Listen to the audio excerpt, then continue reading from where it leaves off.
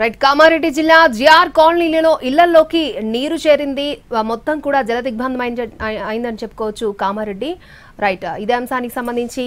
మరిన్ని అప్డేట్స్ అందించడానికి మా ప్రతినిధి భాస్కర్ లైవ్ లో రెడీగా ఉన్నారు భాస్కర్ అక్కడ సిచ్యువేషన్ ఏ విధంగా ఉంది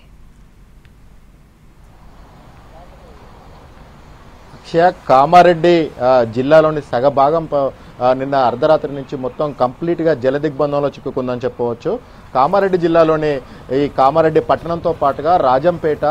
దోమకొండ బిక్నూరు అడ్లూరు ఎల్లారెడ్డి సదాశివనగర్ ఇటు ఈ పైనకు వస్తే లింగంపేట ఈ మండలాలు కూడా కంప్లీట్ గా 20 సెంటీమీటర్లు కనిష్టంగా 42 సెంటీమీటర్లు గరిష్టంగా వర్షపాతం నమోదైంది అయితే తెలంగాణ రాష్ట్ర చరిత్రలోనే 42 సెంటీమీటర్ల వర్షపాతం అనేది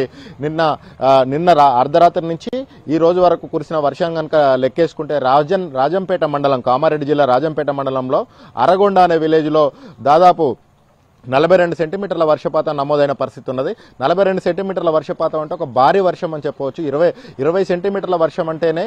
పూర్తిగా వరదలు వస్తాయి చెరువులు కుంటలు తెగిపోయే పరిస్థితి ఉంటుంది అటువంటిది దానికి రెట్టింపు వర్షపాతం నమోదైన పరిస్థితి ఈ నేపథ్యంలో కామారెడ్డి జిల్లాలోని దాదాపు 8 మండలాలు జలదిగ్బంధంలో చిక్కుపోయాయి మొత్తంగా వాగులు వంకలన్నీ పొంగి పొర్లుతున్న పరిస్థితి ఉన్నది కామారెడ్డి పట్టణంలో దాదాపు 28 సెంటీమీటర్ల వర్షపాతం నమోదైంది దీంతో 15 కాలనీలు కంప్లీట్ గా నీట మునిగాయి ఈ రోజు ఉదయం నుంచి వాళ్లకు జనజీవనానికి వాళ్లకు మధ్య అసలు సంబంధాలు అనేది కట్ అయిపోయిన పరిస్థితి ఉన్నది కామారెడ్డి పూర్తిగా అంధకారంలో ఉన్నది కామారెడ్డి జిల్లా కేంద్రం కంప్లీట్ గా అంధకారంలో ఉన్నది ఈ నేపథ్యంలో సహాయ చర్యలన్నిటి అధికారులు చేపట్టినప్పటికీ 15 కాలనీల ప్రజలు ఒక తిండి దొరకక మంచినీరు దొరకక కరెంటు లేక ఒక తీవ్రమైన ఇబ్బందులు పడుతున్న ఆ సిచ్యువేషన్ అవుతుంది మరోవైపు చూసినట్టయితే ఆ జిల్లాలో కురిసిన భారీ వర్షాలకు బిక్కునూరు సమీపంలో ఒక రైల్వే ట్రాక్ కంప్లీట్ గా 1/2 కిలోమీటర్ మేర కొట్టుకుపోయింది దీంతో మహారాష్ట్రకు ఇటు ఆదిలాబాద్ కు వెళ్లే రైలు మార్గాలు హైదరాబాద్ తోటి మహారాష్ట్ర వెళ్లే రైలు మార్గాన్ని కంప్లీట్ గా పలు రైళ్లను రద్దు చేసిన పరిస్థితి ఉన్నది మరోవైపు భారీ ఎత్తున వరదలు రావడంతో నేషనల్ హైవే కంప్లీట్ గా మునిగిపోయింది కామారెడ్డిని అటు ఆదిలాబాద్ తో ఇటు నాగ్పూర్ తో హైదరాబాద్ తో కలిపే నేషనల్ హైవే కంప్లీట్ గా వరద నీటిలో మునిగిపోయిన పరిస్థితి ఉన్నది రాకపోకలు పూర్తిగా రోడ్ కనెక్టివిటీ దెబ్బతిన్నది మరోవైపు రైలు కనెక్టివిటీ దెబ్బతిన్నది ఇటు సిరిసిల్ల జిల్లా కేంద్రం నుంచి కామారెడ్డి వైపు వచ్చేది అటు నిజామాబాద్ జిల్లా కేంద్రం నుంచి కామారెడ్డి వైపు వచ్చే రోడ్లు కంప్లీట్ గా దెబ్బతినడంతో వరదల్లో చిక్కుపోవడంతో రాకపోకలు అనేటి బంద్ అయిపోయాయి రాకపోకలు నిలిచిపోయిన సిచ్యువేషన్ అయితే కనిపిస్తా ఉన్నది కామారెడ్డి పట్టణ ప్రజలకు కంప్లీట్ గా బాహ్య ప్రపంచానికి ఒక సంబంధాలు అనేటి కట్ అయిన సిచ్యువేషన్ అయితే నెలకొన్నది కరెంటు లేకపోవడంతో సెల్ ఫోన్ టవర్ల నుంచి సిగ్నల్ కూడా రావట్లేదు సెల్ ఫోన్లలో ఛార్జింగ్ కూడా అయిపోయిన పరిస్థితి ఉన్నది వరదల్లో విద్యార్థులు చిక్కుకుపోయారు నాగిరెడ్డిపేట సమీపంలో మరోవైపు చూసినట్టయితే పెద్ద ఎత్తున వరదలు వచ్చాయి పెద్ద ఎత్తున వరదలకు పోచారం రిజర్వాయర్ దాదాపు 1 TMC కెపాసిటీతో నాగిరెడ్డిపేట సమీపంలో ఉన్న పోచారం రిజర్వాయర్ తెగిపోయే ప్రమాదాలు ఉందని చెప్పేసి రాష్ట్ర ప్రభుత్వమే ప్రకటించిన నేపథ్యంలో ఏ క్షణం ఏం జరుగుతుందనేది ఒక ఉత్కంఠ నెలకొన్న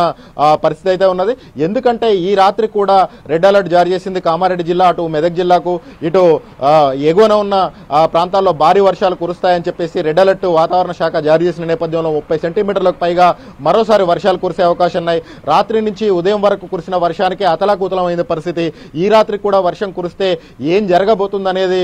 ప్రాణాలు అరచేతిలో పెట్టుకుని కామారెడ్డి జిల్లా ప్రజలు చూస్తున్న పరిస్థితి మరోవైపు అధికార యంత్రాంగానికి మీద కొనుకు లేకుండా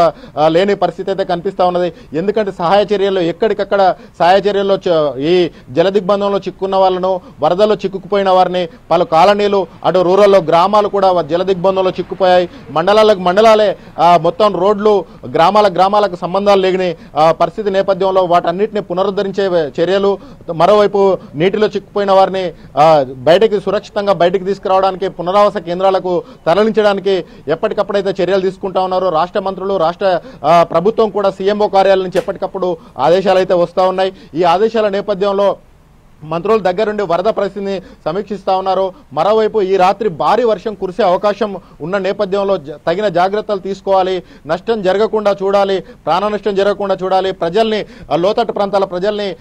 ముంపు ప్రాంతాల ప్రజల్ని సురక్షిత ప్రాంతాలకు తరలించాలి పునరావాస కేంద్రాలకు తరలించాలని చెప్పేసి ఇప్పటికే రాష్ట్ర ప్రభుత్వం స్పష్టమైన ఆదేశాలు జారీ చేసింది మరోవైపు కేంద్ర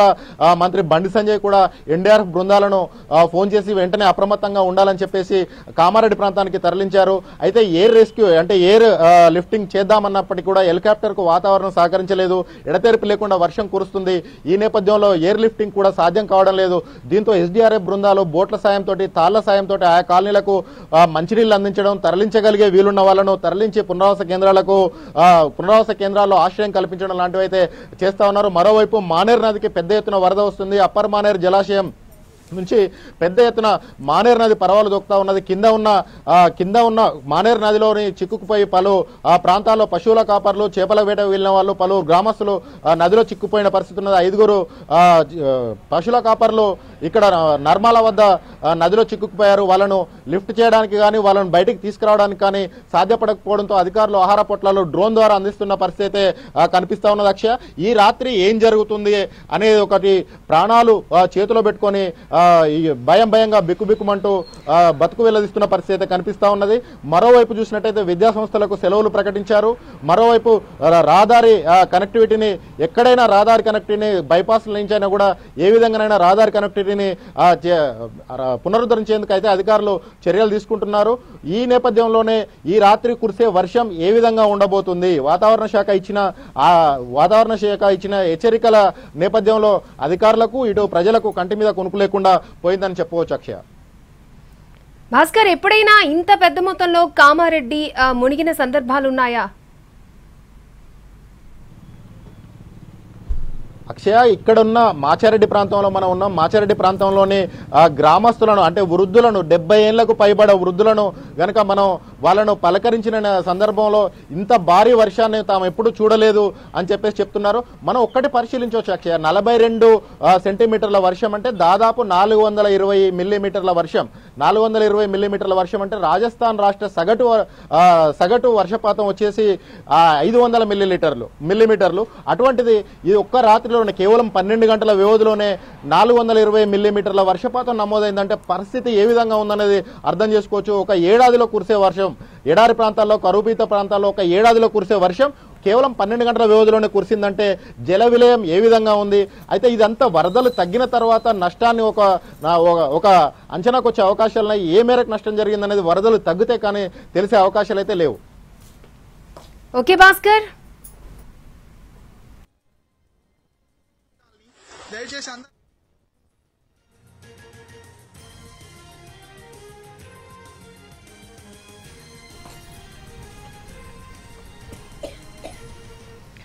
కామారెడ్డి పట్టణంలో అనేక ప్రాంతాలు పూర్తిగా నీట మునిగాయి. కాలనీలు, బస్తీలో వరద పోటు ఎక్కువగా ఉంది. ఉస్మాన్పురాలోని ఫరూక్ మసీదు 48వ వార్డులో పరిస్థితి మరీ దారుణంగా ఉంది. నడుంలోతు నీళ్లు కాలనీలోకి చేరాయి.